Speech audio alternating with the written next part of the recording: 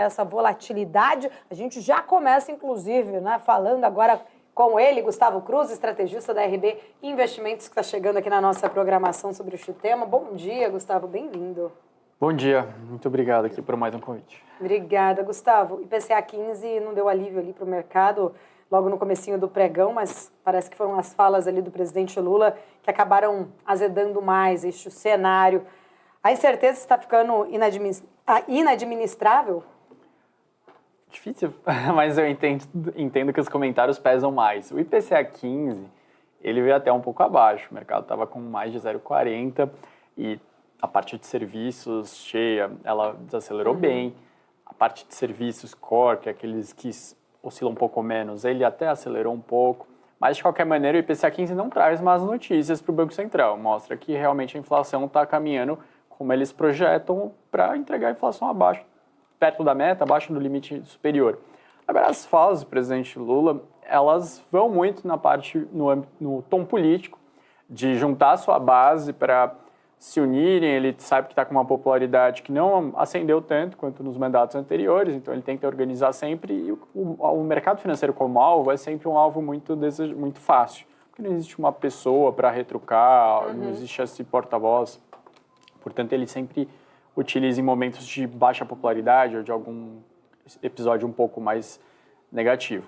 Diante disso, a tendência é continuar batendo no mercado, a gente ter uma crítica grande à taxa de juros muito elevada. Imagino que ele vai repetir esse script durante várias vezes ainda ao longo desse ano. Ô Gustavo, repetindo várias vezes, né, esse discurso, ganhando talvez até a aderência numa faixa da população que não compreenda muito bem o mercado, mas o mercado a gente sabe que fica pé atrás. Como a Paula falou, de repente, incertezas inadministráveis, porque o mercado não é que não gosta de risco, ele não gosta de incerteza. O Brasil está mais incerto do que certo nos últimos tempos, e a gente pode ver isso nesses movimentos do mercado, onde a gente vê saída de investidor estrangeiro, a gente vê um dólar bastante elevado, a gente vê uma balança comercial ali sem muita entrada dos recursos, enfim, está ficando inadministrável mesmo essa questão da incerteza, onde parece que a gente fica ali mais pé atrás do que otimista? É que eu entendo que os ganhos eles vão ser muito mais observáveis a médio prazo do que a curto prazo. Existe, sim, o que, assim, você pergunta, a parte fiscal, a gente vai fechar, mais uma vez, negativo no ano. O Brasil não vai fechar as contas no azul.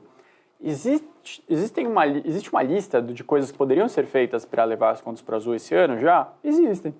Agora, o que não existe é uma disposição do presidente Lula de bancar essa lista ou alguma parte dela para que as coisas caminhem para um equilíbrio maior na parte fiscal e para dar mais segurança a investimentos de longo prazo. Isso não parece que vai se modificar. Mesmo com toda a crise, com o dólar desvalorizando um pouco, crise no mercado financeiro, com o dólar desvalorizando bastante, não parece que mudou muito a cabeça do presidente. E diante disso, você até consegue listar diversos pontos. Vamos fazer uma reforma nos supersalários, vamos travar o crescimento de saúde e educação sem ganho real, vamos voltar a discutir fazer o pente fino em alguns seguros estão sendo pagos, seguro de desemprego, na parte do INSS, ver se tem fraude. Tudo isso pode ser feito, você pode pensar em aumentar alguma outra arrecadação, em cortar gastos, mas precisa que o executivo queira fazer isso. E para o investidor, interno e externo, está claro que não existe essa vontade. A vontade do presidente é aumentar arrecadações e gastar mais. Sempre que possível, gastar mais, porque ele acredita que o Estado tem que ser o indutor do crescimento, o país crescendo mais, a arrecadação acompanharia, e isso levaria ao equilíbrio fiscal. Mas a verdade é que esse modelo parece ter sido esgotado já, e agora não tem muito como fugir de mídias impopulares. A gente fica até pensando, né, Gustavo, porque dias atrás, horas talvez atrás, o mercado até se animou e buscou um otimismo por conta da decisão do Banco Central, depois a fala do Gabriel Galípolo, enfim, vinha num contexto ali de que o Banco Central está técnico, de que o Banco Central vai fazer o que for necessário para manter o seu padrão ali e o seu mandato. E aí o presidente Lula ataca também o Banco Central, como de costume, e aí o mercado desanima. A gente percebe essa queda de braço, não explícita por parte do Banco Central, mas explícita por parte do presidente Lula, uma queda de braço, um cabo de força ali entre as instituições. Para o mercado isso não é bom.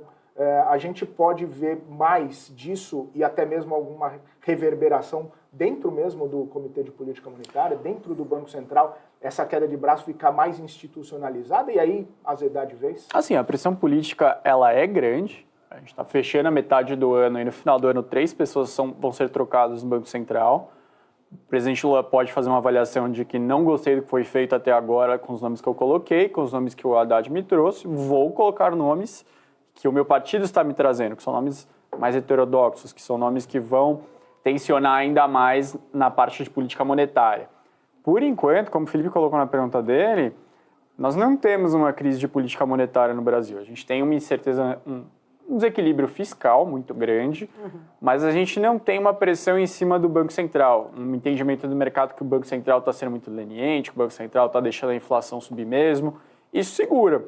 O câmbio já está em 5,50, 5,45, tudo bem, mas se não tivesse um Banco Central batendo o pé, um Banco Central que está mostrando a vantagem de ser um Banco Central independente, talvez estivesse já acima de 6. Talvez a inflação já não estaria subindo só 0,39, estaria subindo 0,80. Imagino que isso seria diferente. Tá, você falou que nós não temos esta crise, mas a gente tem uma crise de confiança, até porque quando a gente olha para os dados, por exemplo, diante aí do aumento recorde de posição comprada em dólar pelos investidores, né, alcançando ali 79 bilhões de dólares. Essas movimentações, eu queria até entender, e de uma diminuição também da posição vendida, né, em dólar ali. Essas movimentações, elas acabam refletindo mais questões técnicas do mercado ou é um indicativo claro, né, desse ambiente macroeconômico desfavorável ali? Existe, de fato, uma crise de confiança quando a gente olha, por exemplo, para esses tipos de números ali em relação a investidores comprando muito mais dólar, ficando em posição muito mais comprada do que em vendida? Essas posições de curtíssimo prazo, elas mostram bastante a sensibilidade ao que está sendo feito no dia a dia do governo. Se você tem um presidente que está bancando um ajuste, vamos mudar um pouquinho, vamos ir lá ver o que está acontecendo na Argentina. O presidente lá pode ter toda a rejeição do mundo, mas está indo numa direção que existe uma confiança do que ele está fazendo para daqui a algum tempo vai ter uma consequência positiva. Mas a gente pode discutir a parte social. Tirando isso de lado, a gente pode discutir isso em outra pergunta se alguém quiser mandar no chat. Mas, por lá, a reação do dinheiro rápido é positiva. O dinheiro vai para lá. O dinheiro confia que de onde está para onde vai chegar, vai melhorar. Aqui, a dúvida é se não vai ficar mais estagnado. Falaram, já está diagnosticado o problema. O Brasil, diferente de outros países do mundo, tem soluções bem claras para o que tem de problemas hoje, mas não existe a vontade. Você consegue fazer um ajuste de supersalário de 4 bilhões, você consegue travar a saúde e a educação dando 15 bilhões, até 30, dependendo da conta, você consegue fazer pentes finos de 20 a 30 bilhões de reais, tudo isso somando, você consegue fazer um superávit primário. Mas, tudo isso somando, precisa que alguém fale, quero fazer. Não fazendo, esse dinheiro rápido, falar, eu não vou ficar no Brasil tomando dor de cabeça, sendo que lá eu não tenho tanta certeza de qual é a sustentabilidade da dívida. Eu vou sair e vou para outro local. O problema é que quando você tem esse dinheiro curto saindo também, a precificação da curva de juros em prazos mais longos, ela sobe. A desconfiança do curto prazo acaba contaminando o longo prazo, e isso não é só mercado financeiro, isso não é, como o presidente gosta de falar, dinheiro para banqueiro. O problema é que quando você pensa em um projeto na economia real de infraestrutura que são anos para serem entregues e executados, a gente está falando de financiamentos para as empresas de 10, 15 anos. Eles precisam que essa taxa de longo prazo ela não seja tão alta. Caso contrário, vai ser um impeditivo. Você evitará um incentivo para que essas empresas de engenharia entrem em concessões, em leilões, que elas se interessem por fazer grandes projetos. E é isso que o curto prazo, acho que muita falha, talvez, na equipe política, de entender como contaminar o curto prazo acaba travando um grande crescimento do Brasil a longo prazo. Ô, Gustavo,